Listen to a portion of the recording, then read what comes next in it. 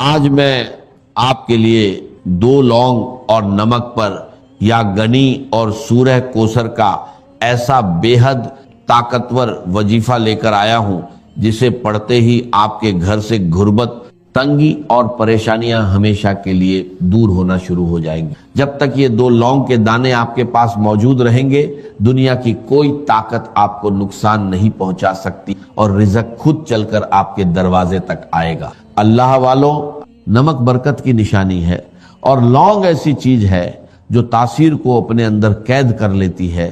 جب آپ یا گنی یعنی اللہ کا امیری والا نام اور سورہ کوثر کی بے پناہ خیر کو ملا کر ان پر دم کرتے ہیں تو یہ دونوں دانے آپ کے رزق کا ذریعہ بن جاتے ہیں، جیسے ایک اینٹینا ہر طرف سے دولت اور برکت کو کھینچ کر آپ کی زندگی میں لاتا ہے۔ ان 2 لونگ کے دانوں پر جو خاص طریقہ اور عمل میں آپ کو دینے جا رہا ہوں اسے کرنا آپ کی ذمہ داری ہے، لیکن یقین رکھیے نتیجہ اللہ کے حکم سے آپ کو ضرور ملے گا۔ اگر آپ کو رزق کی تنگی ہے تو ان دانوں پر اللہ کا یہ نام پڑھیے۔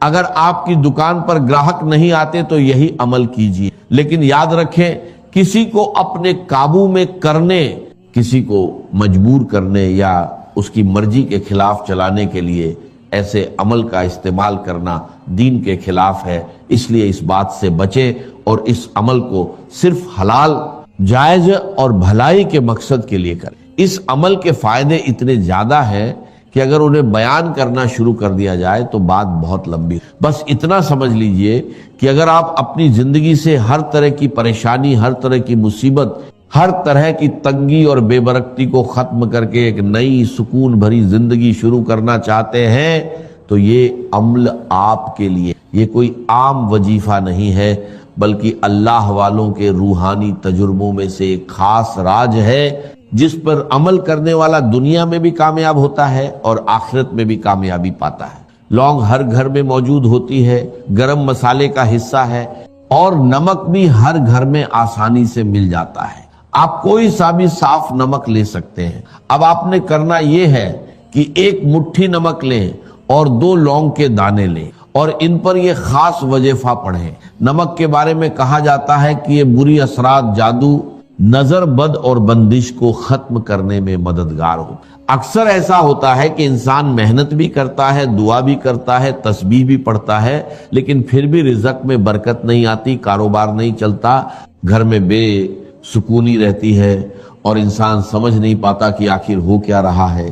ایسے حالات میں یہ عمل ایک راہ دکھاتا ہے۔ اگر آپ پر جادو، جنات، نظر بد یا کسی بھی طرح کی بندش کے اثرات ہیں، اگر آپ کے کاروبار میں رکاوٹ ہے، رشتوں میں اڑچن ہے، گھر میں بے برکتی ہے، تو یہ عمل آپ کے لیے ایک ذریعہ بن سکتا ہے۔ قرآن پاک میں اللہ تعالیٰ فرماتا ہے کہ اللہ غنی ہے اور تم سب محتاج ہو، اور سورہ کوثر وہ عظیم انعام ہے جو بے پناہ خیر اور برکت کا پیغام لے کر آئی ہے۔ جب ان دونوں کو ملا کر پڑھا جاتا ہے تو انسان کی حالت بدلنے لگتی ہے۔ بزرگوں کا تجربہ ہے کہ جس گھر میں یا گنی کی صدا بلند ہوتی ہے وہاں فرشتے رزق کی برکت لے کر اترتے ہیں۔ ایک شخص بہت پریشان تھا، قرض نے اسے توڑ کر رکھ دیا تھا۔ اس نے صرف 3 دن یہ عمل کیا، 2 لونگ لی، ان پر وظیفہ پڑھا اور نمک میں دبا دیا۔ اللہ کی شان دیکھیے کہ کچھ ہی وقت میں اسے ایسی جگہ سے مدد ملی جہاں سے اسے کوئی امید نہیں تھی۔ اس کا قرض اتر گیا اور اس نے اپنا کاروبار بھی شروع کر لیا۔ یہ اللہ کے نام کی برکت ہے۔ اگر آپ کی بیٹی کے رشتے میں رکاوٹ ہے، بات بنتے رہ جاتی ہے، تو اس عمل کو اس نیت سے بھی کیا جا سکتا۔ اگر گھر میں لڑائی جھگڑے ہیں، محبت ختم ہو رہی ہے، دلوں میں دوریاں آ گئی ہیں، تو اس عمل کو سکون اور محبت کے لیے کی۔ ہمیشہ یاد رکھیں کہ نیت صاف ہونی چاہیے اور ہر کام اللہ کی رضا کے لیے ہونا چاہیے، تبھی اس میں اصلی برکت پیدا ہوتی ہے۔ یہ دلوں کو موم کر دیتا ہے اور خالی تجوریوں کو بھر دیتا ہے۔ یہ 2 لونگ کے دانے صرف ایک عام مسالہ نہیں ہے بلکہ ایک روحانی اینٹینا ہے، ایک ایسا خاص ذریعہ ہے کہ جب ان پر وظیفہ پڑھا جاتا ہے تو رزق کی بندشیں ٹوٹ جاتی ہیں اور رزق پانی کے بہاؤ کی طرح آپ کی طرف آنے لگتا ہے۔ لوگ اکثر پوچھتے ہیں کہ آخر لونگ ہی کیوں؟ تو اللہ والوں لونگ میں وہ تاثیر، وہ طاقت اور وہ جذبہ ہے جو ہر طرح کی نحوست، ہر قسم کی بندش اور ہر رکاوٹ کو اپنے اندر جذب کر لیتے۔ جب آپ اس پر اللہ کا نام پڑھتے ہیں تو اس کی اندرونی طاقت آپ کی تمام پریشانیوں کو اپنے اندر سمیٹ لیتی ہے، اور پھر ان کے بعد برکت کا ایسا راستہ کھولتی ہے کہ لوگ حیران رہ جاتے ہیں کہ یہ کون سا عمل ہے جس نے آپ کی زندگی بدل دی۔ اب آپ نے کرنا یہ ہے کہ 2 لونگ کے دانے لینے ہیں، اور وہ ٹوٹے ہوئے نہیں ہونے چاہیے بلکہ بالکل ثابت اور اچھے ہوں۔ سب سے پہلے دل سے اللہ کا شکر ادا کریں کہ اس نے آپ کو اس خاص عمل کی توفیق عطا فرمائی۔ پھر ایک مٹھی نمک لیں اور باوضو ہو کر مصلی پر بیٹھ جائے، کیونکہ بنا وضو یہ عمل کرنا ٹھیک نہیں، اور جب انسان اس طرح کے روحانی کاموں میں لاپرواہی کرتا ہے تو وظیفے کی تاثیر کم ہو جاتی ہے یا ختم ہو جاتی ہے۔ مصلی پر بیٹھنے کے بعد لونگ کے دانوں کو سیدھے ہاتھ کی ہتھیلی پر رکھیں اور مٹھی بند کر لیں۔ اب سب سے پہلا وظیفہ جو آپ نے پڑھنا ہے وہ یا ربنا ہے۔ اگر آپ دنیا کے سامنے گڑ گڑا کر تھک چکے ہیں، ہر دروازہ بند نظر آ رہا ہے، تو یہ وہ روحانی راستہ ہے جو بندے کو سیدھے اپنے رب سے جوڑ دیتا ہے۔ یا ربنا وہ الفاظ ہیں جن سے بڑے بڑے نبیوں نے اپنی تقدیر بدلی۔ جب یہ الفاظ ان لونگ کے دانوں پر پڑھے جاتے ہیں تو دنیا کی کوئی طاقت آپ کی دعا کو رد نہیں کر سکتی، کیونکہ یا ربنا سیدھا اللہ سے رابطہ بناتا ہے۔ رب کا مطلب ہے پالنے والا، سنبھالنے والا، مالک اور ذمہ دار۔ جب آپ کہتے ہیں یا ربنا اے ہمارے رب، تو آپ ساری دنیا سے ناطا توڑ کر اپنے اصلی مالک کو پکارتے ہیں۔ لونگ ان الفاظ کی تاثیر کو اپنے اندر قید کر لیتی ہے۔ جب آپ اللہ کو اس کی ربوبیت کا واسطہ دے کر پکارتے ہیں تو وہ اپنے بندے کو خالی ہاتھ نہیں لوٹاتا۔ قرآن پاک میں بار بار یہ بتایا گیا ہے کہ جب بھی کسی نبی پر مشکل وقت آیا انہوں نے ربنا کہہ کر اپنے رب کو پکارا۔ حضرت آدم علیہ السلام سے لے کر حضرت عیسیٰ علیہ السلام تک ہر مشکل میں یہی پکار تھی، ربنا ظلمنا انفسنا۔ حدیث میں آتا ہے کہ جب بندہ یا رب کہہ کر پکارتا ہے تو اللہ فرماتا ہے میں حاضر ہوں اے میرے بندے۔ اب سوچئے جو نام بڑے بڑے طوفانوں کو روک سکتا ہے، کیا وہ آپ کی قسمت کی بندشیں نہیں کھول سکتا؟ کیا وہ آپ کے رزق کی رکاوٹیں ختم نہیں کر سکتا؟ کیا وہ آپ کی حاجتیں اور مرادیں پوری نہیں کر سکتا؟ اسی لیے اللہ والے جب بھی کوئی وظیفہ کرتے ہیں تو نبیوں کی طرح یا ربنا کو ضرور پکارتے ہیں، کیونکہ وہ جانتے ہیں کہ اس سے بندے کا سیدھا تعلق اللہ سے جڑ جاتا ہے۔ اس کی مثال ایسی ہے جیسے ایک چھوٹا بچہ بھیڑ میں کھو جائے، اگر وہ صرف مدد کے لیے پکارے تو شاید کوئی نہ سنے، لیکن جیسے ہی وہ اپنی ماں کو پکارتا ہے تو ماں اسے پہچان لیتی۔ یا ربنا بھی وہی پکار ہے جو عرش والے تک پہنچتی ہے، جو اپنے بندوں سے ماں سے بھی زیادہ محبت کرتا ہے، جو محتاجوں کو امیر اور فقیروں کو بادشاہ بنا دیتا۔ جب آپ لونگ اور نمک پر یہ پکار کرتے ہیں تو گویا آپ اپنی تقدیر کے بند دروازوں پر دستک دیتے ہیں اور پھر مشکلات خود راستہ چھوڑ دیتے۔ یہی وہ راز ہے جو ہر کسی کو نہیں بتایا جاتا، بس اتنا کہا جاتا ہے کہ اتنا پڑھ لو اور کام ہو جائے گا، لیکن اصل اثر اس طریقے میں چھپا ہوتا۔ اب آپ نے یا ربنا کو صرف 11 بار پڑھنا ہے، لیکن صرف زبان سے نہیں، دل کی گہرائیوں سے پورے یقین، محبت اور عقیدت کے ساتھ ایسے پڑھنا ہے جیسے آپ اللہ کے سامنے کھڑے ہیں اور وہ آپ کی ہر دعا قبول کر رہا ہے۔ اس کے بعد فوراً یا گنی پڑھنا ہے، اللہ کی بے نیازی، اس کی رحمت اور اس کی عظمت کو پکارنا ہے، کیونکہ جب بندہ اپنے رب کو اس کے ناموں سے پکارتا ہے تو رحمت اور برکت کے دروازے اپنے آپ کھل جاتے ہیں۔ وہ شخص بہت مشکل میں تھا، اس نے پورے یقین کے ساتھ 2 لونگ کے دانے لیے اور ساری رات ان پر یا ربا کا ورد کرتا رہا۔ پھر جو ہوا وہ حیرت انگیز تھا۔ صبح ہوتے ہی اس کے دشمن کا دل نرم ہو گیا۔ اس نے نہ صرف اسے آزاد کر دیا بلکہ معافی بھی مانگ لی۔ اس نے خود کہا کہ پتہ نہیں کیوں مگر رات کو خواب میں مجھے ایسا محسوس ہوا جیسے تجھے چھوڑنا ہی میری کامیابی ہے۔ یاد رکھیے، جب انسان اپنے رب کو پکارتا ہے تو دنیا کے دلوں کے کنٹرول بدل جاتے ہیں، حالات بدل جاتے ہیں، فیصلے بدل جاتے ہیں۔ یا ربا پڑھنے والے کی دعا سیدھے قبولیت کے دروازے تک پہنچتی ہے، ڈر ختم ہو جاتا ہے اور دل کو سکون مل جاتا ہے۔ اس کے بے شمار فائدے۔ اب یا ربا کو پکارنے کے بعد جب آپ اللہ کی رضا کی طرف پوری طرح متوجہ ہو جاتے ہیں تو اب وقت آتا ہے اس خزانے کا دروازہ کھولنے کا جس کی چابی یا گنی ہے۔ جب یہ لونگ اور نمک کے ساتھ مل جاتا ہے تو واللہ آپ کے گھر میں رزق کا ایسا مقناطیس پیدا کرتا ہے جو دولت کو کھینچ کر آپ کے قدموں میں لا دیتا ہے۔ کیا آپ تیار ہیں اپنی غریبی کا ہمیشہ کے لیے خاتمہ کرنے کے لیے؟ نمک برکت کی نشانی ہے۔ نمک کو جادو، جنات، نظر بد اور حسد کے اثرات ختم کرنے کے لیے استعمال کیا جاتا ہے، اور لونگ ایک ایسی روحانی طاقت رکھتی ہے جو کامیابی کو آپ کی طرف کھینچ۔ جب آپ ان پر یا گنی پڑھتے ہیں تو آپ اللہ کی اس صفت کو پکارتے ہیں جو کسی کی محتاج نہیں، جو بے نیاز ہے، جو دینے والا۔ یہ عمل آپ کے کچن اور آپ کی تجوری دونوں کو اللہ کی طرف سے بھرپور کر دیتا ہے، اور پیسے کی کمی صرف ایک خواب بن کر۔ اللہ والوں، یا گنی پڑھنا آج آپ کے لیے اتنا فائدہ مند ہو سکتا ہے کہ پھر کبھی آپ کو رزق کی تنگی محسوس۔ اگر آپ کاروبار کی وجہ سے پریشان ہیں، قرض میں ڈوبے ہوئے ہیں، قرض سے نجات چاہتے ہیں، آپ کی دکان پر گراہک نہیں آتے، یا آپ کے گھر کے حالات اتنے کمزور ہیں کہ ایک وقت کا کھانا کھانے کے بعد دوسرے وقت کی فکر لگ جاتی ہے، تو آج اس عمل کو ضرور کر کے دیکھیں۔ قرآن پاک میں اللہ فرماتا ہے کہ اللہ غنی ہے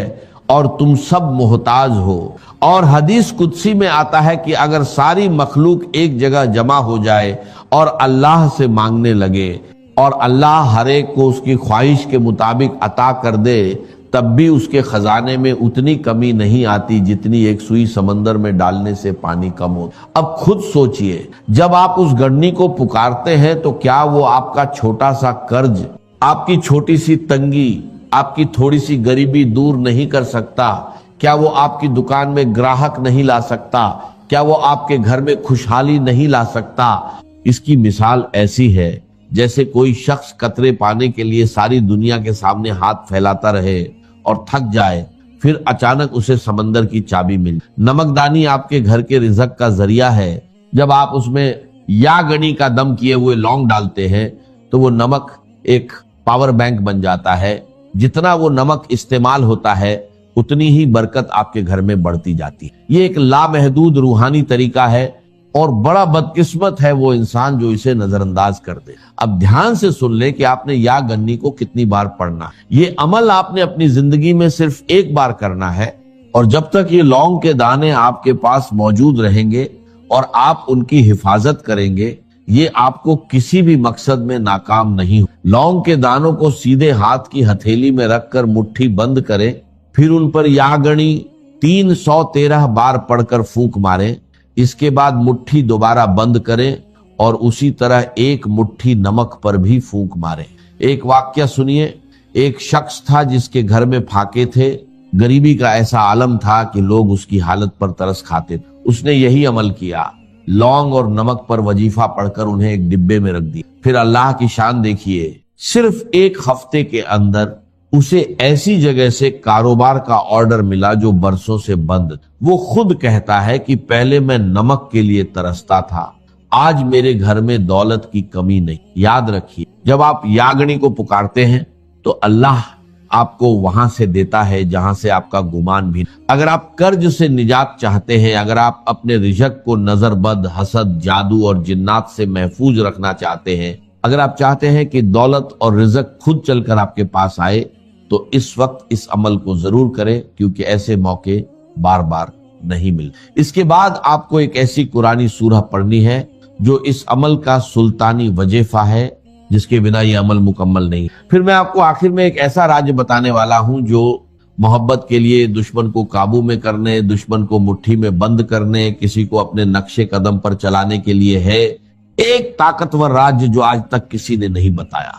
اگر آپ کسی سے محبت کرتے ہیں، کسی کو اپنے قابو میں کرنا چاہتے ہیں، چاہے وہ ساس ہو، بہو ہو، شوہر ہو، محبوب ہو، یا کوئی بھی انسان، وہ بندہ خود چل کر آپ کے قابو میں آئے گا، آپ کے قدموں میں بیٹھے گا، آپ کی بات ماننے پر مجبور ہوگا، جو آپ کہیں گے، جیسا آپ کہیں گے ویسا کرنے پر مجبور ہوگا۔ اس کے پہلے آپ نے اپنے لونگ اور نمک پر سورہ کوثر پڑھنی ہے۔ یا ربنا کے ذریعے اللہ کو پکارنے کے بعد یا گنی کے ذریعے خزانے کا دروازہ کھل گیا، مگر اب وقت ہے اس خزانے پر قیامت تک مہر لگانے کا۔ یہ سورہ کوثر ہے، جب آپ اسے 2 لونگ اور نمک کے ساتھ پڑھتے ہیں تو واللہ یہ آپ کے گھر میں کبھی نہ ختم ہونے والی برکت کا دریا بن جاتی ہے جسے سنبھالنا مشکل ہو. اللہ والوں، کوثر کا مطلب ہے کبھی نہ ختم ہونے والی بہت زیادہ خیر، بھلائی، سکون اور برکت. لونگ اور نمک پر جب آپ یہ سورہ پڑھتے ہیں تو آپ رزق کو لامتنا کر دیں. یہ وہ آخری مہر ہے جو آپ کی دولت کو حسد،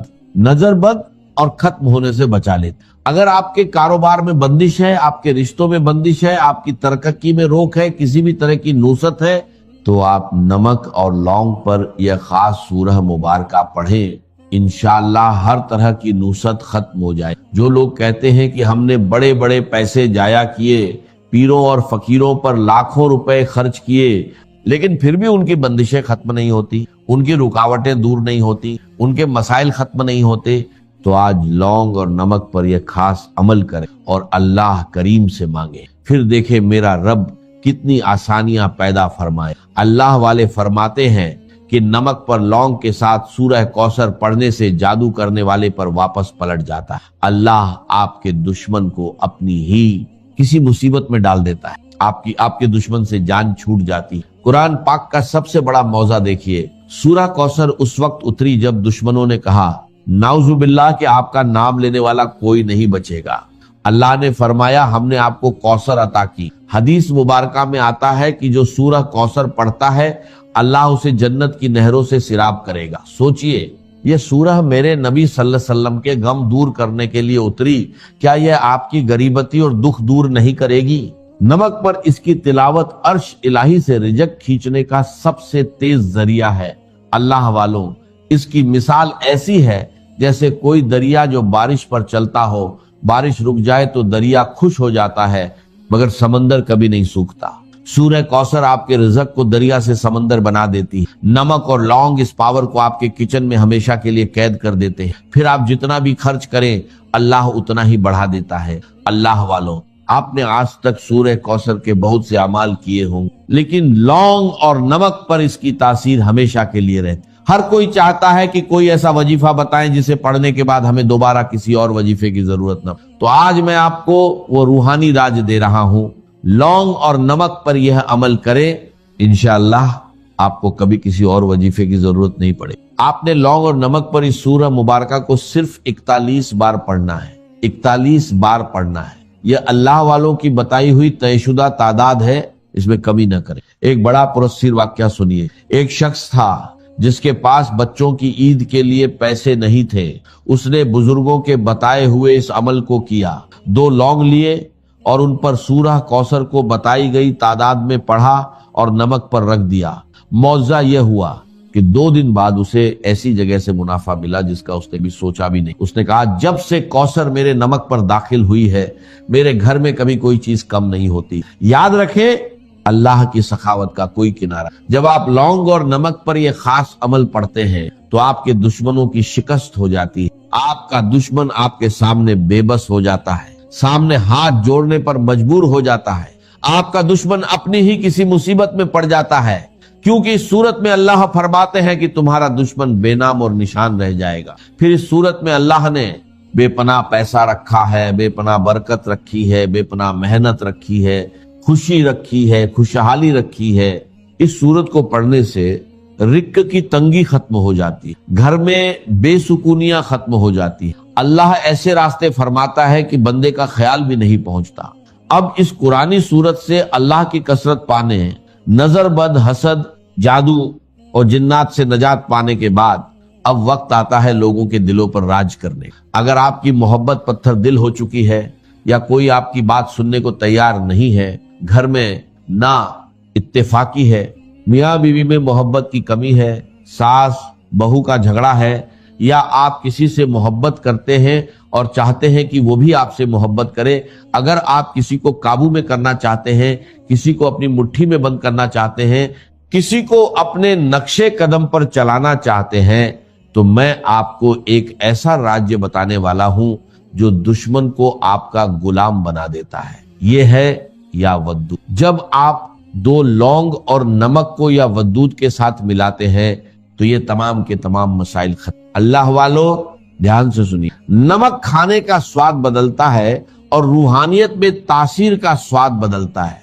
لونگ وہ تیر ہے جو یا ودود کی ٹھنڈک اور محبت کو جذب کرتا ہے۔ جب آپ ان پر اللہ کا محبت والا نام پڑھتے ہیں تو آپ اس شخص کے دل کی تاثیر کو قید کر لیتے، آپ اس شخص کے دل میں تیر کی طرح چبھتے ہیں اور وہ آپ سے محبت کرنے لگے۔ قرآن پاک میں اللہ فرماتے ہیں کہ میرا رب نہایت رحمان اور محبت کرنے والا ہے۔ حدیث مبارکہ میں آتا ہے کہ جب اللہ کسی بندے سے محبت کرتا ہے تو حضرت جبرائیل علیہ السلام فرماتے ہیں کہ میں فلاں بندے سے محبت کرتا ہوں، تم بھی کرو۔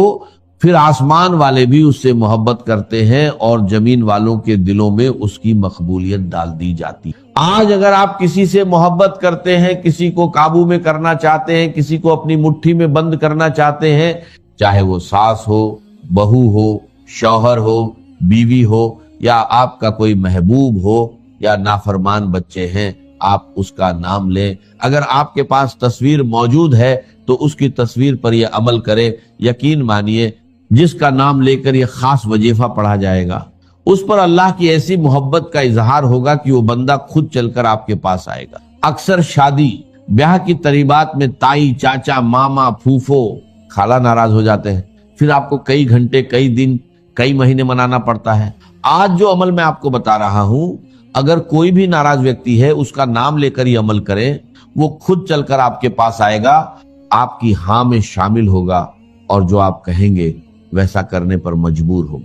الذین یقیمون الصلاۃ ویؤتون الزکاۃ، جو نماز قائم کرتے ہیں، زکوٰۃ ادا کرتے ہیں، وہم بالآخرۃ ہم یوقنون، اور آخرت پر ان کا پورا یقین ہے۔ یہ بالکل ایسے ہی سورہ بقرہ کے اندر آیا ہے، وبالآخرۃ ہم یوقنون، آخرت کے لفظ کے ساتھ وہاں پر بھی یوقنون کا آیا ہے کہ در حقیقت ایقان جو ہے، یقین آخرت کا اگر نہیں ہے تو انسان کا عمل اور کردار درست نہیں ہوگا۔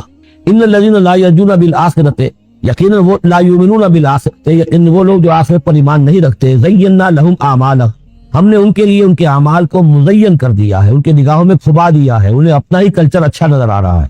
فہم یعمہون، تو اب وہ اندھے ہو کر، لیکن یہ کہ وہ بصیرت باطنی والا اندھا پن ہے، یہ آنکھیں اندھی نہیں، فإنہا لا تعمل الابصار ولکن تعمل قلوب التی فی الصدور، ان کے دلوں کے اندر جو دل ہے، ان کے سینوں میں وہ اندھے ہو چکے ہیں اور وہ بڑھتے چلے جا رہے ہیں اپنی سرکشی میں۔ اولئک الذین لہم سوء العذاب وہم فی الآخرۃ ہم الاخسرون، یہی وہ لوگ ہیں کہ جن کے لیے بہت برا عذاب ہے، اور یہی وہ لوگ ہیں کہ جو آخرت میں سب سے زیادہ خسارے والوں میں ہوں گے۔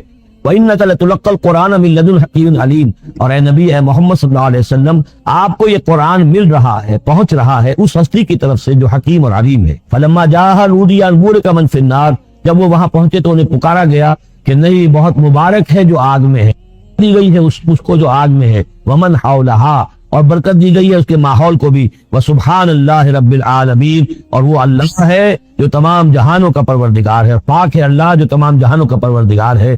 یا موسیٰ انہ انا اللہ العزیز الحکیم وَأَلْقِ عصاک فلما رآها تہتز کأنہا جان ولا مدبرا ولم يعقب یا موسیٰ لا تخف انی لا یخاف لدی المرسلون۔ صدق اللہ العظیم۔ سورۃ النمل اس اعتبار سے بڑی منفرد صورت ہے پورے قرآن مجید میں کہ اس میں تینوں مضامین جو مکی صورتوں کے ہیں وہ جمع ہیں۔ التذکیر بآلاء اللہ بھی اس میں آپ کو ملے گی بڑے ہی اپنے منفرد اسلوب میں، انباء الرسل بھی ہیں اور قصص النبیین بھی ہیں۔ ویسے تو سورہ شعراء جو اس سے قبل ہم نے پڑھی ہے اس میں حضرت ابراہیم علیہ السلام کا تذکرہ وہ قصص النبیین کے انداز میں ہے، لیکن باقی جو ہے اکثر و بیشتر صورت جو ہے اس پر وہی انباء الرسل کا جو مضمون ہے وہ غالب ہے۔ لیکن یہاں آپ کو نظر آئے گا کہ تقریباً برابر یہ تین حصے ہیں، تین رسولوں کا ذکر ہے۔ پہلے رکوع میں حضرت موسیٰ علیہ السلام کا، اور پھر بعد میں کچھ دیر کے بعد آپ کو ملے گا حضرت لوط اور حضرت صالح علیہ السلام کا۔ درمیان میں پھر حضرت سلیمان علیہ السلام کا تذکرہ ہے قصص النبیین کے انداز میں۔ تو ہم پڑھ رہے تھے حضرت موسیٰ علیہ السلام کا ذکر، جب وہ پہنچے ہیں وہاں، فلما جاءہا، جہاں انہیں آگ نظر آئی تھی، نودیا، وہاں ندا کی گئی، پکارا گیا، ان بورک من فی النار ومن حولہا، کہ آگ میں جو کچھ ہے وہ بہت بابرکت ہے اور جو کچھ اس کے ارد گرد ہے وہ بھی بہت بابرکت ہے۔ وسبحان اللہ رب العالمین، اور پاکی ہے اللہ کے لیے جو تمام جہانوں کا پروردگار ہے۔ یا موسیٰ انہ انا اللہ العزیز الحکیم، اے موسیٰ میں اللہ ہوں العزیز اور الحکیم۔ والق عصاک، اپنا عصا زمین پر ڈالو، فلما رآہا تہتز، جب انہوں نے دیکھا کہ وہ حرکت کر رہا ہے، کانہا جان، جیسے کہ وہ سانپ ہو، ولا مدبرن، تو وہ پیٹھ موڑ کر بھاگے، ولم یعقب، اور پیچھے مڑ کر دیکھ نہیں رہے تھے، یعنی خوف کی شدت کا یہ عالم تھا۔ یا موسیٰ لا تخف، اللہ نے فرمایا اے موسیٰ ڈرو نہیں، انی لا یخاف لدی المرسلون، میرے حضور میں رسولوں کے لیے کوئی خوف نہیں ہے، کوئی ڈر نہیں ہوتا۔ لیکن یہاں پھر اس سے آگے جو بات آئی ہے اس میں اختلاف ہے، اور وہ یہ کہ اللہ جو ہے یہاں پر استثناء متصل ہے یا استثناء منقطع ہے۔ یہ استثناء منقطع مانا گیا ہے کہ الا من ظلم ثم بدل حسنا بعد سوء فانی غفور رحیم، سوائے اس کے کہ جس نے کوئی ظلم کیا، یعنی اگر کسی شخص نے کوئی ظلم کمایا ہو، اگر اسے متصل مانا جائے تو اس کا مطلب یہ ہے کہ اس کے اوپر پھر کوئی نہ کوئی خوف طاری ہو جاتا ہے۔ یعنی اس جن لوگوں کی رائے یہ ہے، ان کے نزدیک حضرت موسیٰ علیہ السلام پر اس وقت خوف کا طاری ہو جانا اس سبب سے تھا کہ ان سے ایک خطا ہو گئی تھی، غلطی ہو گئی تھی، ایک قتل ناحق کے وہ مرتکب ہو گئے تھے، اگرچہ وہ عمدن نہیں تھا، خطا کے ساتھ تھا۔ لیکن اکثر نے یہی کہا ہے کہ اس کا اس سے کوئی تعلق نہیں، یہ ایک علیحدہ جملہ ہے، استئناف ہے یہاں پر، اور یہ استثناء جو ہے منقطع ہے۔ من ظلم ثم بدل حسنا بعد سوء، جس شخص نے کوئی زیادتی کی، اپنے اوپر کو ظلم کیا، پھر اس نے بدل دیا، تبدیل کر دیا سوء کو، بدی کو، بھلائی سے، حسن سے، فإنی غفور الرحیم، تو میں غفور الرحیم۔ وادخل یدک فی جیبک، اور ذرا اپنا ہاتھ داخل کرو اپنے گریبان میں، تخرج بیضاء، وہ نکلے گا سفید ہو کر، من غیر سوء، بغیر اس کے کہ اس میں کوئی برائی پیدا ہوئی ہو، یعنی برس وغیرہ کا برس نہیں، ویسے ہی سفید ہوگا۔ فی 9 آیات الی فرعون وقومہ، یہ 2 آیات ہیں ان 9 آیات سے، یہ ہم نے 2 نشانیاں تمہیں عطا کی ہیں من جملہ ان 9 آیات کے کہ جو ہم آپ کو دیں گے وقتاً فوقتاً، اور یہ ہے نشانیاں ہماری فرعون کے لیے اور اس کی قوم کے لیے، الی فرعون وقومہ انہم کانوا قوما فاسقین، یقیناً وہ قوم جو ہے وہ سرکشی اور اللہ تعالیٰ کی نافرمانی پر اتری ہوئی ہے۔ فلما جاءتهم آیاتنا مبصرۃ، تو جب ان کے پاس ہماری وہ نشانیاں آئیں جو ان کی آنکھیں کھولنے کے لیے کافی تھیں، حقیقت کا مشاہدہ کرانے کے لیے کافی تھی، قالوا ھذا سحر مبین، انہوں نے کہا کہ یہ تو جادو ہے کھلا۔ وجحدوا بها واستيقنتها انفسهم ظلما وعلوا، یہ اہم مقام ہے، انہوں نے انکار کیا ان نشانیوں کا، اگرچہ ان کا یقین کیا ان کے جیوں نے، دل میں یقین آ گیا کہ یہ اللہ کی بات ہی ہے اور یہ معجزہ ہے اور یہ رسول ہے، یہ بات ان کے اوپر منکشف ہو گئی، یعنی عوام جو تھے ان کے لیے نہ بھی ہوئی ہو تو جو تھے سردار اور خود فرعون، جہادو بہا، انکار تو انہوں نے کیا، واستيقنتها انفسهم، ان کے دلوں نے، ان کے جیوں نے، ان کے دماغوں نے اس کو قبول کیا کہ واقعتاً یہ حق ہے، ظلم وعلوا، اس کے باوجود بے انصافی کی بنیاد پر اور سرکشی کی وجہ سے انہوں نے انکار کیا۔ یہ ظلم وعلوا کا تعلق ہے جہادو بہا سے، وجہدوا بہا ظلما وعلوا واستيقنتها انفسهم، انہوں نے انکار کیا ان کا ظلم کی وجہ سے اور سرکشی کی وجہ سے، اگرچہ ان کے دلوں نے ان کا یقین کیا۔ فانظر کیف کان عاقبۃ المفسدین، تو دیکھ لو پھر کیسا انجام ہوا مفسدوں کا۔ بس یہ ایک رکوع میں اجمالاً تذکرہ حضرت موسیٰ کا ہے۔ وَلَقَدْ آتَيْنَا دَاوُودَ وَسُلَيْمَانَ عِلْمًا، اب یہاں حضرت داؤد حضرت سلیمان کا تذکرہ ہے۔ وقال الحمد للہ الذی فضلنا علی کثیر من عبادہ المؤمنین، اور ان دونوں نے کہا کہ کل شکر ہے اور کل تعریف اللہ کے لیے ہے جس نے ہمیں اپنے بہت سے مومن بندوں پر فضیلت بخشی، ہمیں ایک مقام عطا کیا ہے، ہمیں ایک مرتبہ عطا کیا ہے، اس کے بندے جو صاحب ایمان ہیں ان میں اس نے ہمیں ایک رتبہ دیا ہے، تو اس کے لیے حمد ہے، اس کے لیے شکر ہے۔ وورث سلیمان داؤد، اور وارث ہوا سلیمان داؤد کا علیہ الصلوۃ والسلام۔ وقال یا ایھا الناس، اور انہوں نے کہا حضرت سلیمان نے، لوگو علمنا منطق الطیر، ہمیں سکھا دی گئی ہے جانوروں کی بولیاں، خاص طور پر پرندوں کی بولیاں ہمیں سکھا دی گئی ہیں۔ وأوتینا من کل شیء، اور ہمیں اللہ تعالیٰ کی طرف سے ہر شے عطا کر دی گئی ہے۔ ان ھذا لہو الفضل المبین، یہ اللہ تعالیٰ کی طرف سے عطا کردہ بہت بڑا فضل ہے، بالکل روشن اور واضح۔ وحشرت سلیمان جنودہ، اور جمع کیے گئے سلیمان کے لیے، یعنی ان کے معائنے کے لیے، ان کے تمام لشکر، من الجن والانس والطیر، یہ لشکر جو تھے جنات کے بھی تھے، انسانوں کے بھی تھے اور پرندوں کے بھی تھے۔ فہم یوزعون، تو ان کی جماعت میں بنائی جاتی تھی، ان کی بٹالینز وغیرہ، ان کے علیحدہ علیحدہ جو ہے گروپ بنائے جاتے تھے۔ حتی اذا اتوا علی وادی النمل، تو یہ کہیں نکلے ہیں اپنے لشکر کو لے کر، جب ان کا آنا ہوا، پہنچنا ہوا ایک وادی پر کہ جہاں چیونٹیوں کی رہائش تھی، یعنی بہت سے بل تھے اور چیونٹیاں جو ہیں اس وادی میں کثرت سے تھی۔ قال نملۃ، تو ایک چیونٹی نے کہا، یا ایھا النملو، اے چیونٹیوں، ادخلوا مساکنکم، اپنے اپنے بلوں میں گھس جاؤ، لا یحطمنکم سلیمان وجنودہ، ایسا نہ ہو کہ سلیمان اور اس کا لشکر تمہیں کچل کر رکھ دیں، وہم لا یشعرون، اور انہیں پتہ بھی نہ ہو۔ انہیں احساس بھی نہیں ہوگا کہ کتنی ننھی جانیں جو ہے ان کے گھوڑوں تلے، ان کے سموں تلے یا ان کے قدموں تلے جو ہے وہ مسلی جا رہی۔ فتبسم ضاحکا من قولها، اس کا یہ قول جو ہے حضرت سلیمان نے سن لیا اور سمجھ لیا تو اس پر وہ متبسم ہوئے، ان کو چہرے پر مسکراہٹ آئی۔ وقال رب اوزعنی، اور یہ جو اللہ نے فضیلت عطا کی تھی کہ وہ ان جانوروں کی بولیوں کو بھی سمجھ رہے تھے، اس پر خاص طور پر ان کی زبان سے وہ اللہ تعالیٰ کے حمد کا ترانہ جاری ہوا۔ وقال رب اوزعنی ان اشکر نعمتک التی انعمت علی وعلی والدی، اس نے کہا پروردگار مجھے اس کی توفیق دے کہ میں تیرا شکر، تیری اس نعمت کا شکر اور حق ادا کہ جو تو نے مجھ پر فرمائی ہے اور میرے والدین پر فرمائی۔ وان اعمل صالحا ترضاہ، اور یہ کہ میں عمل کروں اچھے جن سے تو راضی ہو۔ وادخلنی برحمتک فی عبادک الصالحین، اور مجھے داخل کی جو اپنی رحمت سے اپنے نیک بندوں میں۔ وتفقد الطیر، اور انہوں نے معائنہ کیا، انسپیکٹ کیا جو لشکر تھا ان کے جانوروں کا، وہ پرندوں کا۔ فقالی ما لیا لا اری الہدہد، ان کا کیا بات ہے مجھے ہدہد نظر نہیں آ رہا۔ ام کان من الغائبین، کیا وہ ایبسنٹ ہے، غیر حاضر ہے۔ لأعذبنہ، اور یہ غیر حاضری جو ہے اس پریڈ سے یہ تو بہت بڑا جرم ہے۔ لأعذبنہ عذابا شدیدا، میں اسے بہت شدید سزا دوں گا۔ او لأذبحنہ، یہاں تک بھی ہو سکتا ہے کہ میں اسے ذبح کر ڈالوں۔ او لیاتینی بسلطان مبین، یا پھر یہ کہ وہ میرے پاس کھلی سند لے کر آئے، کوئی واقعی عذر ہو، کوئی سبب ہو اس کے پاس کہ جس سے وہ جسٹیفائی کر سکے اپنی ایبسنس کو۔ فمکث غیر بعید، تو کو زیادہ دیر نہیں گزری۔ فقال احط، تو وہ آ گیا، ہدہد پہنچ گیا۔ فقال، تو اس نے کہا احط بما لم تحط به، مجھے ایک ایسی بات کی کا علم حاصل ہوا ہے جو اے حضرت سلیمان آپ کو حاصل نہیں ہے۔ وجئتک من سبأ بنبأ یقین، اور میں ایک قوم سبا کی طرف سے ایک بڑی یقینی خبر لے کر آیا ہوں، آپ کے پاس معلومات لے کر آیا ہوں جو بڑی یقینی ہے اور صحیح ہے۔ یہ قوم جو ہے یہ یمن میں رہتی تھی، سبا، قوم سبا کا مسکن تھا یمن میں، ان کی ایک اس ملکہ تھی بلقیس نامی۔ انی وجدت امرأۃ تملکہم، میں نے دیکھا ہے کہ ایک عورت ہے جو ان پر حکومت کر رہی ہے۔ وأوتیت من کل شیء، اور اسے ہر شے دی گئی ہے، یعنی دنیا بھر کی نعمتیں اور ساز و سامان جو ہے اس کے پاس جمع ہے۔ وَلَهَا عَرْشٌ عَظِيمٌ، اور اس کا جو تخت ہے وہ بہت عظیم ہے۔ وَجَدتُهَا وَقَوْمَهَا يَسْجُدُونَ لِلشَّمْسِ، میں نے دیکھا اس کو اور اس کی قوم کو کہ وہ سجدہ کرتے ہیں سورج کو، من دون اللہ، اللہ کو چھوڑ کر۔ وَزَيَّنَ لَهُمُ الشَّيْطَانُ أَعْمَالَهُمْ، اور شیطان نے ان کے لیے ان کے اعمال کو مزین کر دیا ہے۔ فَصَدَّهُمْ عَنِ السَّبِيلِ، اور انہیں روک دیا ہے سیدھے راستے سے، صراط مستقیم سے، توحید کے راستے سے۔ فَهُمْ لَا يَهْتَدُونَ، تو وہ راہ نہیں پا رہے، بھٹک گئے ہیں۔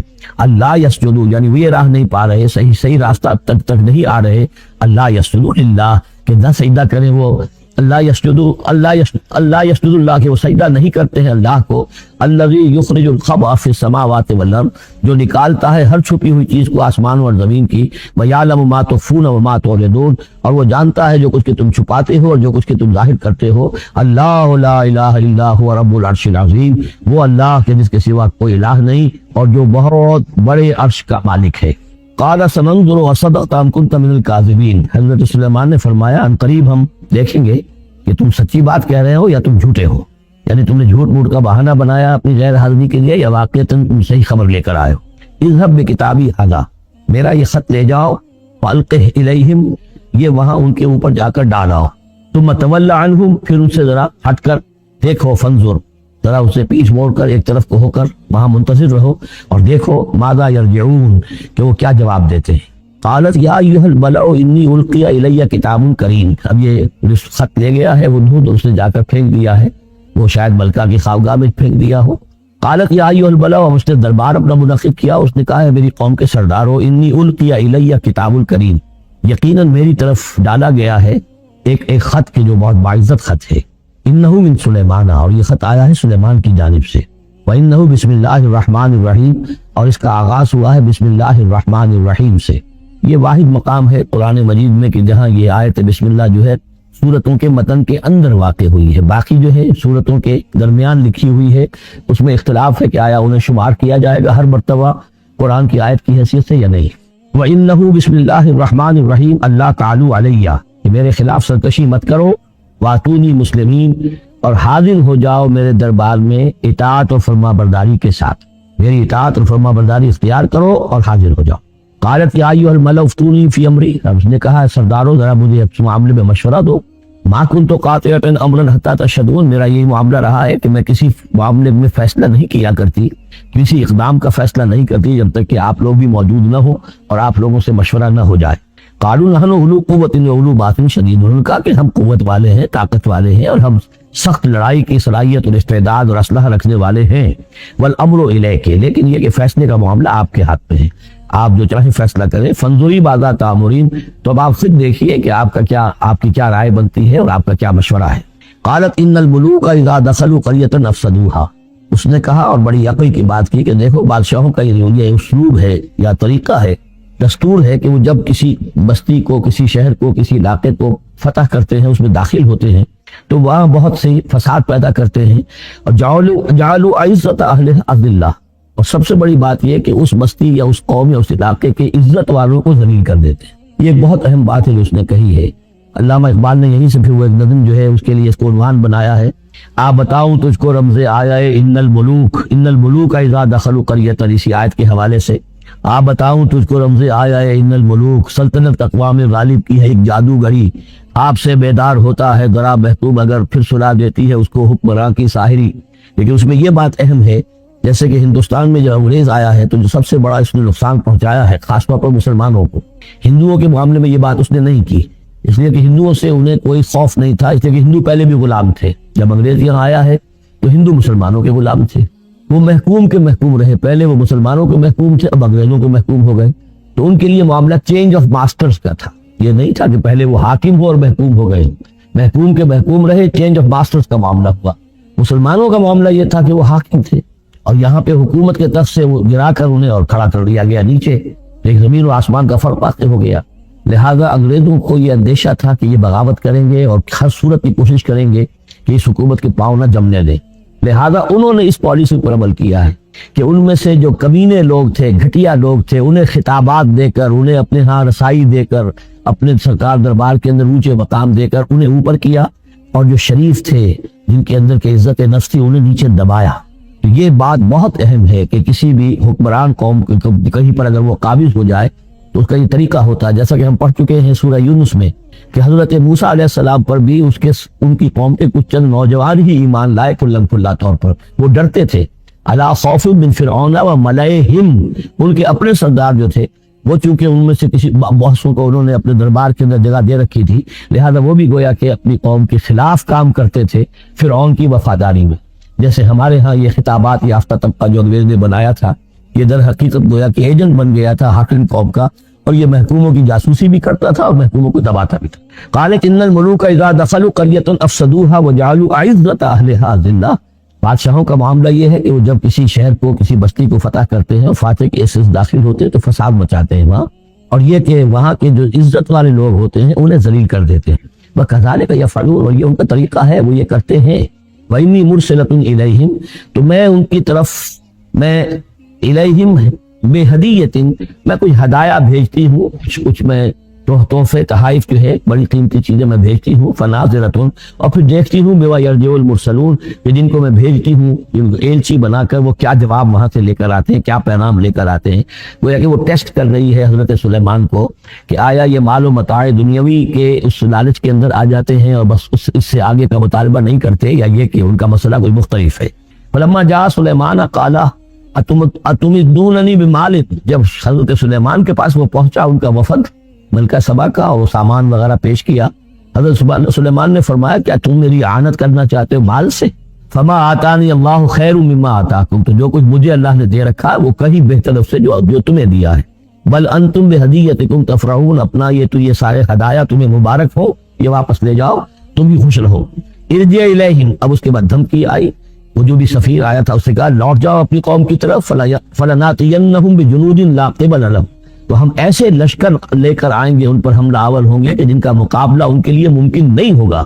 وَلَنُخْرِجَنَّهُم مِّنْهَا أَذِلَّةً، اور ہم نکال باہر کریں گے انہیں اس سے اذلۃ، ذلیل کر کے، وَهُمْ صَاغِرُونَ، اور وہ بہت ہی ذلیل و خوار ہو جائیں گے۔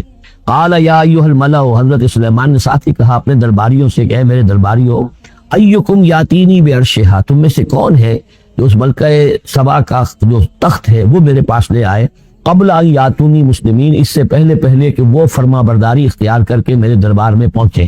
یعنی یقین تھا حضرت سلیمان کو کہ اب اس کا جواب یہی آئے گا اور وہ حاضر ہوگی اور اظہار اطاعت کے لیے، لیکن انہوں نے چاہا کہ اس کا جو تخت جو ہے کسی طریقے سے اس کے یہاں پہنچنے سے پہلے یہاں آ جائے، تو اس کا امتحان لینا چاہتے تھے، ذرا سی اس کے اندر تبدیلی کر کے رنگ روپ کی کہ آیا پہچانتی ہے یا نہیں. قال عفریت من الجن نے، تو ایک جن نے کہا، ایک دیو نے، جنوں میں سے دیو، یعنی جنات میں سے، انسانوں میں سے بھی جیسے کمزور بھی ہوتے ہیں طاقتور بھی ہوتے ہیں، لیکن یہ کہ اسی طریقے سے ایک عفریت جو بہت بڑا جن تھا، دیو ہیکل، اس نے یہ کہا انا آتی کا بھی قبل ان تقوم من مقامک، میں لے آؤں گا اس کو آپ کے پاس اس سے پہلے کہ آپ اپنی جگہ سے اٹھیں. مراد یہ ہے کہ دربار کے برخاست ہونے سے پہلے جب دربار جو آپ کا لگا ہوا ہے اس کے برخاست ہونے سے قبل سے پہلے میں لے آؤں گا. وَإِنِّي عَلَيْهِ لَقَوِيٌّ أَمِينٌ، اور میں اس کے لیے قوی بھی ہوں اور امانت دار بھی ہوں، معتبر بھی. قال الذي عنده علم من الكتاب، کہا اس شخص نے کہ جس کے پاس کتاب کا علم تھا. اب یہ آیات متشابہات میں سے ہے، یہ کون سی کتاب ہے، کون سا علم ہے، یہ ہم نہیں جانتے، نہ ہمارے پاس اس کے سلسلے میں کوئی مرفوع حدیث محمد رسول اللہ صلی اللہ علیہ وسلم کی موجود ہے. یہ آیات متشابہات میں رہے گا. کوئی ہے وہ عملیات ان کو ہم کہتے ہیں، ان میں سے کوئی عمل ہے کہ جو خاص جس کی کہ تاثیر یہ تھی، جس کے ذریعے سے یہ کام کر لیا گیا. اب یہ تو ہو سکتا ہے کہ جیسے آج ہمارا معاملہ ہے تو شاید کوئی ہماری ٹیکنالوجی اس حد تک پہنچ جائے کہ کسی میٹیریل شے کو امریکہ سے تحلیل کر کے اور اس کے ایٹم بنا کر یہاں منتقل کر دیا جائے اور آنے واحد میں، اور پھر یہاں اس کو اسی اسٹرکچر جو تھا جس سے کہ تحلیل کر کے وہ ایٹم لیے گئے تھے اسی شکل میں پھر یہاں بنا دیا جائے. تو یہ انہونی باتیں تو نہیں ہیں. اب جہاں پہنچ رہی ہے ہماری ٹیکنالوجی، این ممکن ہے کہ ایسا ہو جائے، اور شاید اسی طرح کی کوئی بات ہوگی کہ جو اس وقت ہوئی ہے، واللہ اعلم. قال الذی عنده علم من الکتاب، تو کہا اس شخص نے جس کے پاس کتاب کا علم تھا، کہتے ہیں کہ یہ ان کا وزیر تھا آصف بن برخیہ، اور اس کے پاس خاص طور پر یعنی کتب سماویہ کا اور اللہ کے ناموں کا علم تھا. اب وہ ناموں کا علم جو ہمیں نام بتائے ہیں محمد رسول اللہ صلی اللہ علیہ وسلم نے، ان میں سے کسی کی تاثیر یہ نہیں ہے بہرحال. لہذا اس کا انکار تو ہم نہیں کریں گے، قرآن میں ہے، لیکن بہرحال اگر یہ چیز ایسی ہوتی کہ جس میں ہمارا ان دلچسپی لینا مفید ہوتا تو محمد رسول اللہ صلی اللہ علیہ وسلم ضرور ہمیں بتاتے. اگر آپ نے نہیں بتایا ہے تو اس کا مطلب یہ ہے کہ اس فوت کو ریج میں ہمیں نہیں پڑھنا چاہیے. انا آتی کا بھی قبل ان یرتد الیک طرفک، کہ میں تو لے آؤں گا اس کو اس سے پہلے کہ آپ کی نگاہ پلٹ کر آپ تک آئے. فلما رآہ، یہ کہتے ہی اور وہ لے بھی آیا. فلما رآہ مستقرا عنہ، دیکھا انہوں نے کہ وہ تھامنے رکھا ہوا ہے. نہ صرف یہ کہ اس شخص نے کہا کہ میں لے آؤں گا آپ کی پلک جھپکنے سے پہلے، بلکہ وہ فی الواقع لے آیا. جب دیکھا اس کو کہ رکھا ہوا ہے اس کے سامنے حضرت سلیمان کے، قال ھذا من فضل ربی، انہوں نے فوراً کہا، یعنی یہ کہ اس پر بھی اللہ کی بندگی کا جو ہے جو نقشہ ہے وہ یہ ہے کہ بڑی سے بڑی بات بھی ہو تو اللہ ہی کا شکر ادا کیا جائے، اسے فضل سمجھا جائے. کوئی اپنا کمال کہ میرا ایک وزیر بھی یہ کمال رکھتا ہے تو میں کتنا صاحب کمال ہو گیا، یہ نہیں. ھذا من فضل ربی، یہ میرے رب کا فضل ہے. لیبلونی اشکر ام اکفر، کہ وہ اللہ مجھے آزما رہا ہے کہ میں شکر کرتا ہوں یا کفران نعمت کرتا ہوں. ومن شکر فانما یشکر لنفسہ، جو کوئی شکر کرتا ہے وہ اپنے بھلے کے لیے کرتا ہے. ومن کفر فان ربی غنی کریم، اور جو کفران نعمت کی روش اختیار کرتا ہے تو میرا رب تو غنی ہے اور کریم ہے. قال نکروا لها عرشها، حضرت سلیمان نے فرمایا کہ ذرا اس کا جو اس ملکہ بلقیس کا جو عرش ہے، اس کا جو تخت ہے، اسے ذرا اس کی حیت بدل دو تھوڑی سی. ننظر، ہم ذرا دیکھیں گے، تہتدی، کیا وہ پہچان لیتی ہے اس کو، ام تکون من الذین لا یہتدون، یا یہ کہ ان لوگوں میں سے ہوتی ہے کہ جو نہیں پہچان پاتے. فلما جات قیل اھٰکذا عرشک، جب وہ پہنچی دربار میں پیش ہوئی تو اس سے کہا گیا کیا اسی طرح کا ہے آپ کا عرش، اھٰکذا، یہ جو تخت یہاں رکھا ہوا ہے کوئی ایسا ہی تخت ہے آپ کا. قالت کانہ ہو، اس نے کہا نہیں، تو معلوم ہوتا ہے وہی ہے. یعنی اس نے پہچان لیا. پتہ ذہین عورت تھی، ویسے بھی اس کا جو قول تھا وہ بھی بڑی ذہانت پر مبنی تھا. ان الملوک اذا دخلوا قریۃ افسدوها وجعلوا عزۃ اہلها اذلہ، تو اس نے پہچان لیا. اھٰکذا عرشک، کیا اس طرح کا ہے تمہارا عرش. قالت کانہ ہو، اس نے کہا نہیں، یہ تو محسوس ہوتا ہے. وَأُوتِينَا الْعِلْمَ مِنْ قَبْلِهَا، اس نے کہا ہمیں یہ ساری باتیں پہلے ہی معلوم ہو چکی ہیں. یعنی اے سلیمان، آپ کا جو مقام اور مرتبہ ہے، اللہ کا جو فضل آپ پر ہوا ہے، ہمارے علم میں آ چکا ہے، ہم جان چکے ہیں. یہ کوئی نئی بات میرے لیے نہیں ہے جو اس وقت اس کا مشاہدہ میں کر رہی ہوں. وَكُنَّا مُسْلِمِينَ، اور ہم پہلے ہی اسلام لا چکے ہیں، ہم اطاعت قبول کر چکے ہیں اور اسلام بھی لا چکے ہیں. وَصَدَّهَا مَا كَانَتْ تَعْبُدُ مِن دُونِ اللَّهِ، اور سلیمان نے روک دیا اس کو اس سے کہ جس کو وہ پوجتی تھی اللہ کے سوا. إِنَّهَا كَانَتْ مِن قَوْمٍ كَافِرِينَ، یقیناً وہ کافروں کی قوم سے تھی. قیل لها ادخلی الصرح، اور اس سے کہہ دیا گیا کہ اب محل میں داخل ہو جاؤ. فلما رأته حسبته لجة، جب وہ محل میں داخل ہونے لگی اسے یہ محسوس ہوا کہ شاید پانی ہے، فکشفت عن ساقیہا، تو اس نے اپنے ذرا جو بھی شلوار جو بھی اس کا لباس تھا اسے اٹھایا اوپر کو اور اس سے پنڈلیاں کھولی، وکشفت، اس نے کھول دی اپنی پنڈلیاں، قال انہ صرح ممرد من قواریر، حضرت سلیمان نے فرمایا یہ پانی نہیں ہے، یہ محل ایسا ہے کہ جس میں شیشے جڑے ہوئے ہیں۔ وہ شیشے میں جو عکس پڑ رہا تھا وہ سمجھی کہ یہ پانی ہے، پانی میں عکس پڑ رہا ہے، لہذا وہ اس میں سے پانی میں سے وہ گزرنا پڑے گا، وہ پانی نہیں تھا، شیشہ تھا۔ یہ تو بلکہ شیشہ ہے، محل ہے ایسا جس کے اندر کے شیشے جڑے ہوئے ہیں۔ قالت رب انی ظلمت نفسی، یہاں گویا کہ اسے اور احساس کرا دیا کہ تمہارے تو حاشیہ خیال میں بھی وہ نعمتیں نہیں ہو سکتی جو اللہ تعالیٰ نے مجھے دے رکھی۔ قالت رب انی ظلمت نفسی، تب اس نے کہا پروردگار میں نے اپنی جان پر ظلم کیا، واسلمت مع سلیمان للہ رب العالمین، اور میں تو اسلام لے آئی اور میں نے سر تسلیم خم کیا اور اطاعت اختیار کی سلیمان کے ساتھ، اس اللہ کے کا اسلام لے آئی، اللہ کی اطاعت قبول کی جو تمام جہانوں کا پروردگار ہے۔ یہ گویا کہ قصص النبیین کا ایک حصہ ہے اس سورہ مبارکہ کا۔ وَلَقَدْ أَرْسَلْنَا إِلَىٰ ثَمُودَ أَخَاهُمْ صَالِحًا، اور ہم نے بھیجا تھا سمود کی طرف ان کے بھائی صالح کو، وَأَنِ اعْبُدُوا اللَّهَ فَإِذَا هُمْ فَرِيقَانِ يَخْتَصِمُونَ، کہ تم اللہ کی بندگی کرو تو وہ قوم جو ہے دو گروہوں میں تقسیم ہو گئی جو آپس میں جھگڑنے لگے۔ قَالَ يَا قَوْمِ لِمَ تَسْتَعْجِلُونَ بِالسَّيِّئَةِ، انہوں نے کہا کہ اے میری قوم کے لوگوں کیوں برائی کی جلدی مچاتے ہو، قبل الحسنہ، بھلائی سے پہلے، یہ جو کہہ رہے ہو کہ لے آؤ عذاب، اس کی جلدی نہ مچاؤ۔ لولا تستغفرون اللہ لعلکم ترحمون، کیوں نہیں تم اللہ کا استغفار کرتے، معافی چاہتے اللہ سے تاکہ اللہ تم پر رحم کرے۔ قالوا طیرنا بک وبمن معک وبمن معک، انہوں نے کہا کہ ہمیں تو کچھ محسوس ہو رہا ہے کہ نحوست ہے اے صالح تمہاری بھی، اور تمہارے ساتھ جو ایمان لائے ہیں ان کی ہے، ان کی نحوست کا ہمیں خوف ہے کہ ہم پر کوئی برائی آئے گی۔ قال طائرکم عند اللہ، انہوں نے کہا تمہاری نحوست یا تمہاری بدقسمتی جو بھی ہے وہ سب اللہ کے اختیار میں ہے۔ بل انتم قوم تفتنون، بلکہ تم ایک ایسی قوم ہو جو بچلائے جا رہے ہو، بھٹکائے جا رہے ہو۔ وکان فی المدینہ 9 رہط، اور اس شہر میں 9 سردار تھے بڑے بڑے، یفسدون فی الارض ولا یصلحون، وہ زمین میں فساد مچاتے تھے، اصلاح نہیں کرتے تھے۔ قالوا تقاسموا باللہ، تو کہا انہوں نے آپس میں قسمیں کھاؤ اللہ کی، یعنی آپس میں حلف اٹھا رہے ہیں۔ وہی معاملہ جو میں پہلے بھی عرض کر چکا ہوں کہ جو حضرت شعیب سے کہا تھا ان کی قوم نے، لولا راہتوں کا لرجمناک، اگر آپ کا یہ خاندان نہ ہوتا تو ہم ابھی کبھی کر چکے ہوتے اور ہم آپ کو سنسار کر چکے ہوتے۔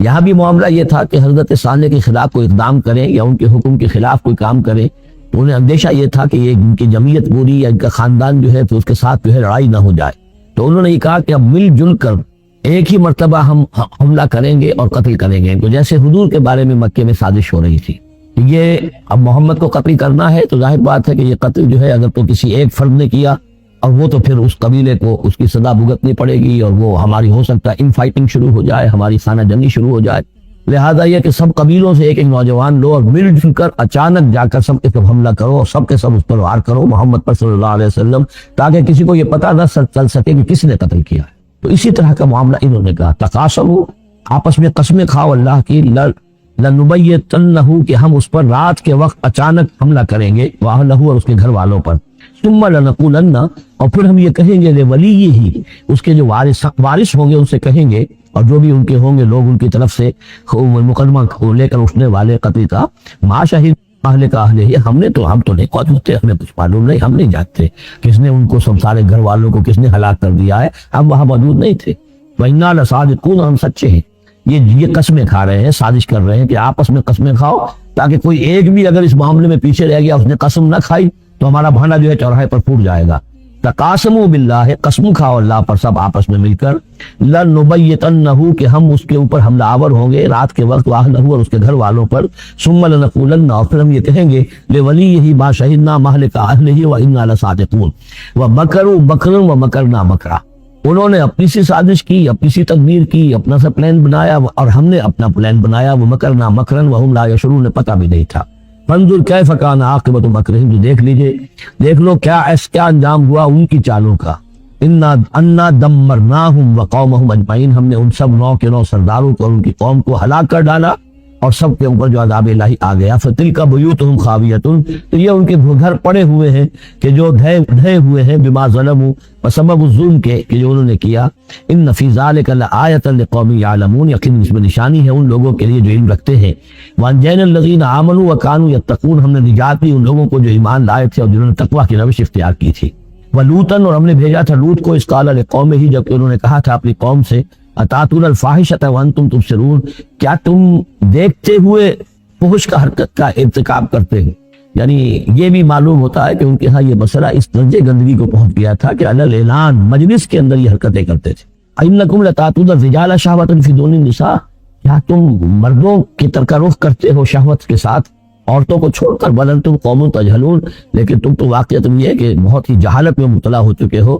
فما کان جواب قومہ، تو نہیں تھا اس کی قوم کا جواب، الا ان قالوا، مگر یہ کہ انہوں نے کہا، اخرجوا آل لوط من قریتکم، نکال باہر کرو لوط والوں کو، لوط کے گھر والوں کو اپنے شہر سے، انہم اناس یتطہرون، یہ تو بڑے پاک باز لوگ ہیں، بڑے طہارت اور بڑی پاکیزگی رکھنے والے لوگ ہیں۔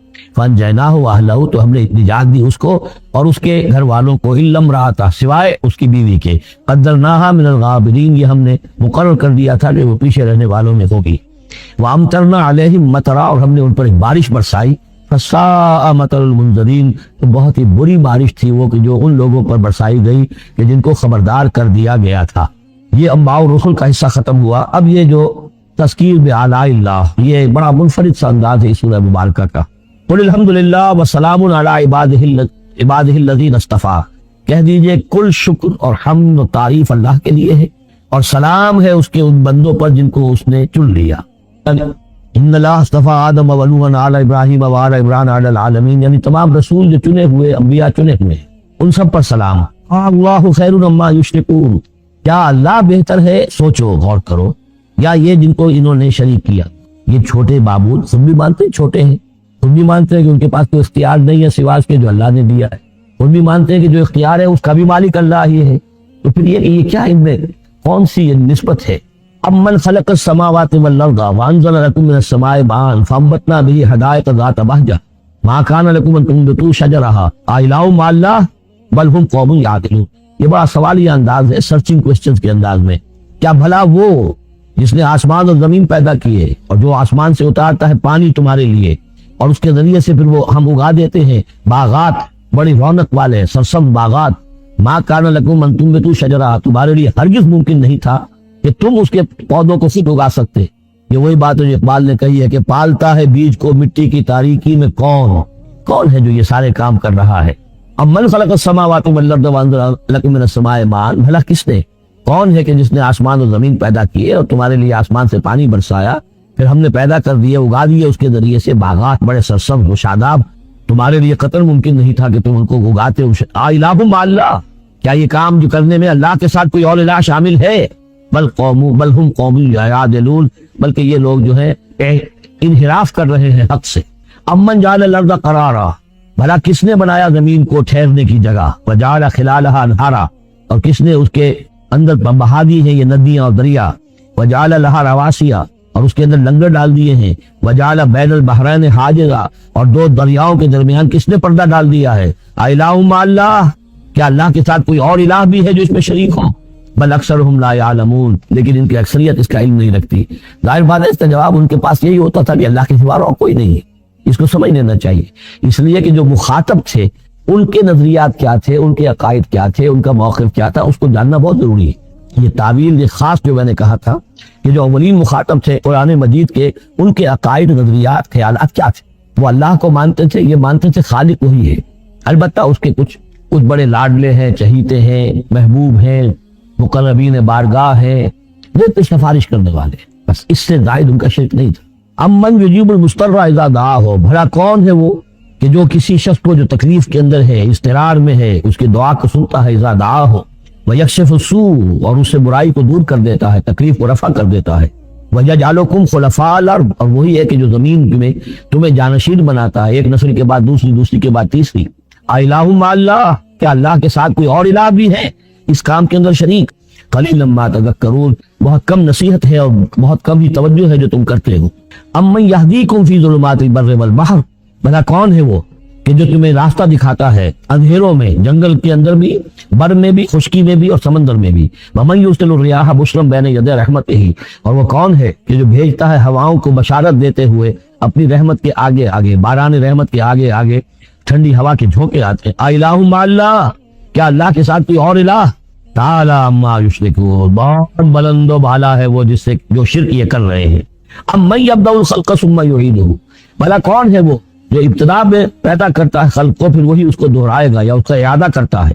ومن یرزقکم من السماء والارض، کون ہے کہ جو تمہیں رزق پہنچا رہا ہے آسمان سے بھی اور زمین سے بھی، آسمان سے پانی برستا ہے اور زمین سے پھر وہ تمہارے لیے رزق جو ہے نباتاتی وہ نکل آتا ہے۔ الہ مع اللہ، کیا اللہ کے ساتھ کوئی اور الہ بھی؟ قل ہاتوا برہانکم ان کنتم صادقین، کہیے ان سے لاؤ اپنی دلیل، سند لاؤ، برہان لاؤ اگر تم سچے ہو۔ قل لا یعلم من فی السماوات والارض الغیب الا اللہ، کہہ دیجئے کوئی نہیں اللہ کے سوا جو آسمان اور زمین کا غیب جانتا۔ وما یشعرون ایان یبعثون، اور انہیں تو یہ بھی معلوم نہیں ہے کہ انہیں کب اٹھایا جائے گا۔ یعنی جو فوت ہو چکے ہیں، چاہے وہ اولیاء اللہ ہیں چاہے کوئی اور ہیں، اب وہ فوت ہو چکے ہیں عالم برزخ میں ہیں، انہیں یہ بھی معلوم نہیں ہے کہ اٹھایا کب جائے۔ بل ادارک علمہم فی الآخرہ، لیکن ان کا علم اور ان کا فہم جو ہے وہ آخرت کے معاملے میں تھک ہار کر رہ گیا، یعنی آخرت کی حقیقت کو نہیں سمجھ پا رہے ہیں۔ بل ہم فی شک منہا، چنانچہ وہ اس کے بارے میں شکوک و شبہات میں مبتلا ہیں۔ بل ہم منہا عمون، بلکہ وہ اس کی طرف سے اندھے ہو چکے ہیں، عملاً اندھے ہیں، مانتے ہیں آخرت ہے، جی اٹھنا ہے، لیکن اگر آخرت ہے، جی اٹھنا ہے، اگر اصل زندگی وہی زندگی ہے تو بھلا سوچو تم اس زندگی کے لیے کیا فکر کر رہے ہیں؟ تمہیں کل کی فکر ہے کہ کیا کھائیں گے؟ اگر پیسے نہیں ہے تو کس قدر فکر اور تشویش تابنگیر ہو جاتی ہے، اس لیے کہ کل کا پتہ ہے کل آئے گا، کل کا دن آئے گا، اس کے لیے مجھے ضرورت ہوگی۔ اگر اتنا یقین ہو آخرت کا بھی تو پھر سوچنا ہوگا کہ اس کے لیے کتنی سوچ ہے اور کتنی فکر ہے۔ وقال الذین کفروا اذا كنا ترابا وآباؤنا أئنا لمخرجون، اور کہتے ہیں یہ کافر کہ جب ہم ہو جائیں گے مٹی اور ہمارے آباء و اجداد بھی مٹی بن چکے تو کیا ہم پھر نکال لیے جائیں گے؟ لقد وعدنا هذا نحن وآباؤنا، اسی کا وعدہ کیا گیا تھا ہم سے بھی پہلے اور ہمارے آباء و اجداد سے بھی من قبل پہلے۔ ان هذا الا اساطیر الاولین، یہ نہیں ہے مگر پچھلوں کی کہانیاں ہیں، نقلیں ہیں، وہیں سے یہ بات نقل ہوتی چلی آ رہی ہے۔ قل سیروا فی الارض فانظروا، کہیے ان سے کہ ذرا سیر کرو زمین میں، گھومو پھرو، فانظروا کیف کان عاقبۃ المجرمین، تو کیسا انجام ہوا ہے ان قوموں کا کہ جنہوں نے اس جرم کی روش اختیار کی۔ ولا تحزن علیہم، ارے نبی اب آپ ان کے اوپر رنجیدہ نہ، لعلک باخع نفسک الا یکونوا مؤمنین، شاید کہ آپ اس صدمے میں اپنے آپ کو ہلاک کر لیں گے کہ یہ ایمان نہیں لا رہے۔ ولا تحزن علیہم، اب آپ ان کے اوپر رنج نہ کریں، آپ نے اپنا فرض ادا کر دیا، اب ان کی اپنی شامت اعمال ہے، یہ جس کے مستحق بن رہے ہیں، نہ تو یہ کہ آپ ان پر رنج کریں، رنجیدہ ہو ان کے انجام سے۔ ولا تکن فی ضیق مما یمکرون، اور جو چالیں یہ چل رہے ہیں اس کی وجہ سے آپ کا دل تنگ نہیں ہونا چاہیے، ان کی چالیں ناکام ہو جائیں گی، ہماری چالیں کامیاب ہوں گی، ہماری تدبیر ہے، ان کی ساری چالوں کا ہم احاطہ کیے ہوئے ہیں، ہمارے اذن کے بغیر پتہ تک جنبش نہیں کر سکتا۔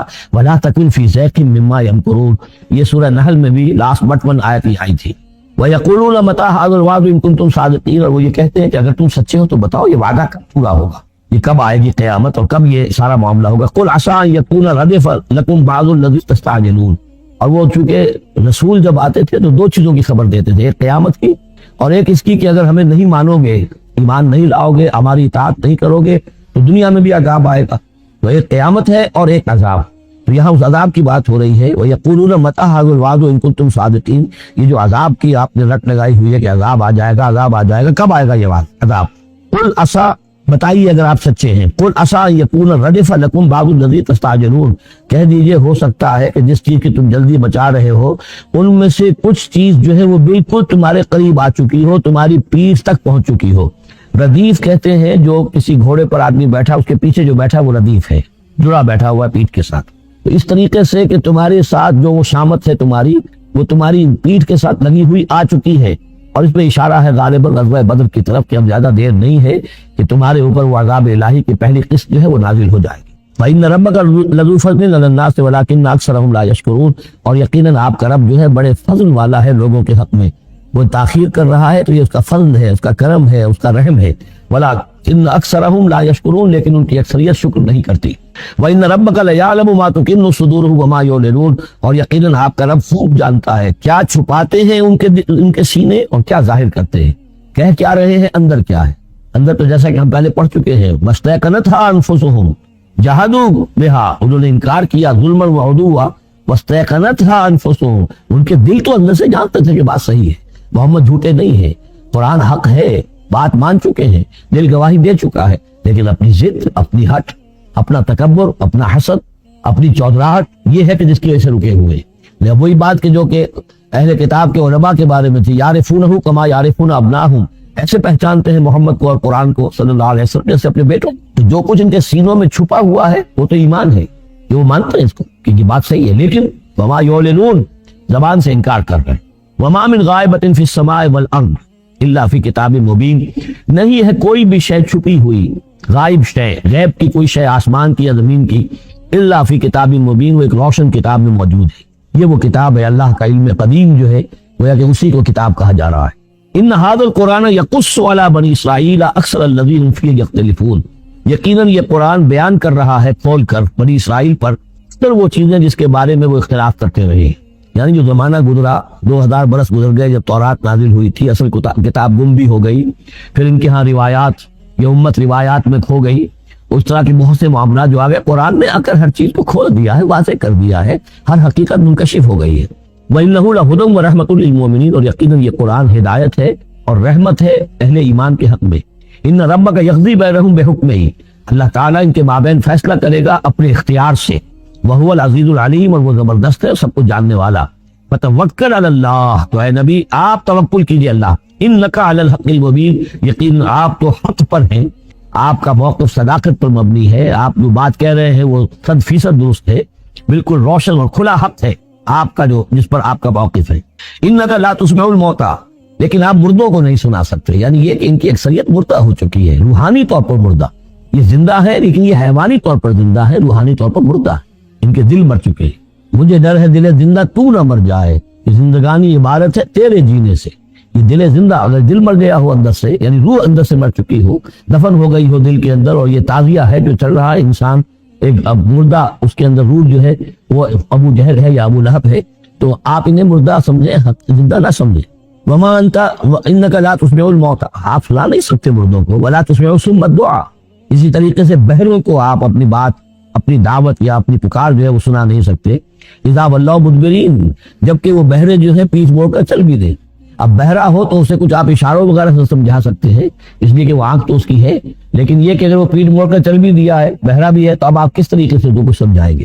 وما انت بہادی العمی عن ضلالتہم، اور نہ ہی آپ ہدایت دے سکتے ہیں اندھوں کو، عن ضلالتہم، ان کی گمراہی سے بچا سکتے ہیں. ان تسمع الا من یؤمن بآیاتنا، آپ تو بس سنا سکتے ہیں، نہیں سنا سکتے آپ مگر صرف ان کو جو ایمان رکھتے ہیں ہماری آیات پہ. فہم مسلمون، اور وہ اسلام کی روش اختیار کرتے ہیں، فرما برداری کی روش اختیار کرتے ہیں. وَإِذَا وَقَعَ الْقَوْلُ عَلَيْهِمْ، اور جب ان پر ہماری بات جو ہے واقع ہو جائے گی، اخرجنا لهم دابة من الارض، پھر ہم نکالیں گے ان کے لیے زمین سے ایک جانور، تکلمہم، جو ان سے کلام کرے گا، ان الناس كانوا بآیاتنا لا یوقنون، کہ لوگ ہماری نشانیوں پر یقین نہیں رکھتے تھے.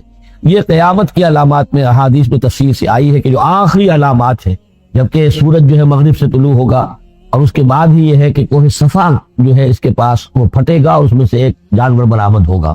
احادیث سے یہی معلوم ہوتا ہے، واللہ اعلم. وَيَوْمَ نَحْشُرُهُم مِّن كُلِّ أُمَّةٍ فَوْجًا، اور یاد کرو اس دن کو جس دن کے ہم جمع کریں گے ہر امت میں سے، جمع کریں گے ایک فوج کو، ممن یکذب بآیاتنا، ان لوگوں میں سے جو ہماری آیات کو جھٹلایا کرتے تھے. فَهُمْ يُوزَعُونَ، تو ان کی بھی درجہ بندی کی جائے گی، جماعت بندی کی جائے گی. کوئی بہت سخت تھا، کوئی ذرا نرم تھا، کوئی استہزاء بھی کرتا تھا، کوئی صرف انکار کرتا تھا. تو یہ مختلف لوگ تھے، مختلف درجے ہیں. نہ ہر نہ ہر مرد خدا پنجگوش یکساں نہ کر، تو یہ تو ہوتا ہے نہ مومنین سارے ایک درجے کے تھے اور نہ کفار اور مشرکین سب ایک درجے کے تھے.